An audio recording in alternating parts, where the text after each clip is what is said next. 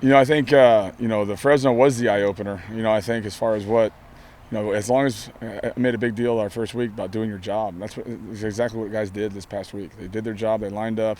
They made people earn things. And if they earned it, they earned it. But if not, we got the ball down and we tackled better. We were better on third downs because we kept our rush lanes better. We were able to get the quarterback down and guys were covering. So it was just a guys of going out there, executing the game plan and playing fast.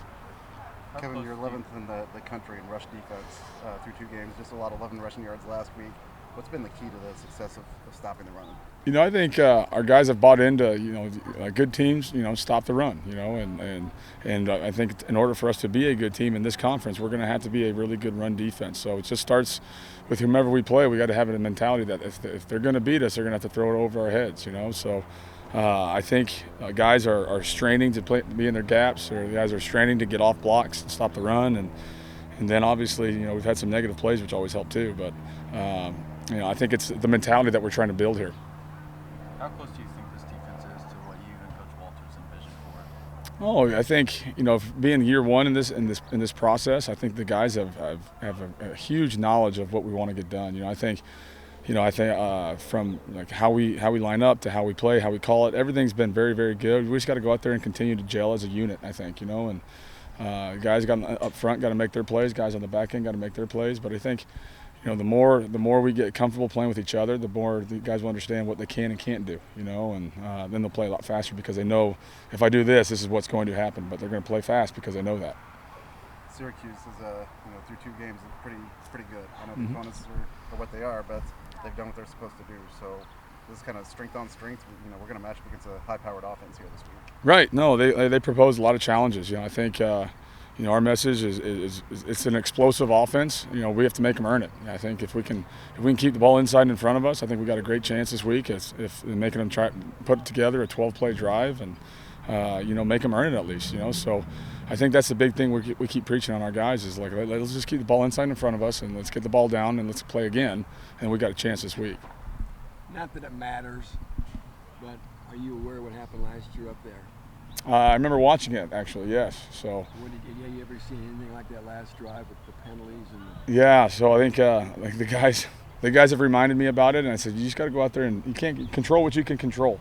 And if there's penalties involved, we got to bounce back on the next play. And, I think the guys remember it for sure, and they're excited for this opportunity just because of what happened.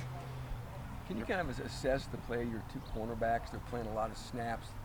Marquise Brown and Marquise Wilson look like they're holding up pretty well. Yeah, they're doing, knock on wood, they're holding their own, So I think, we were able to go out there, and Coach Carter did an unbelievable job kind of getting those guys here on campus, and they've made an immediate impact since they've been here. I think, in our defense, we do play man coverage, and the guys got to be able to cover. So, and they've done a great job of that. So just keep going, got to keep them healthy, knock on wood, and hopefully just keep locking people down. OC Brothers, the guy that kind of makes this whole thing work there in the middle of this defense. Yeah, OC's done a good job. He gets everybody lined up, he gets them, he gets the calls to these guys, and he executes his job.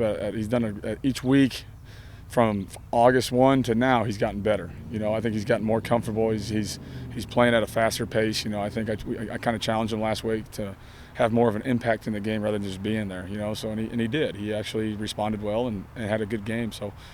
Every week I got to challenge him to be better than what he was, and I think he's really relishing that. Said you call him the eraser?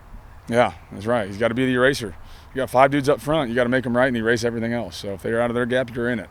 So you got to erase everything up. Have you seen a true freshman do what Dylan Thieneman's been able to do these first couple of weeks? Man, he's been he's done very well. In my whole career, shoot, I don't know. There's probably 1 or 2 in there, but. Like I've said before, Dylan just comes to work every day, and he wants to be the best, and he wants to outwork people, and that's from a film study standpoint to how he gets on the field first, to when he leaves the field, to everything. So, like everything you see is not a surprise to us as coaches because of what we've seen since he got here in January.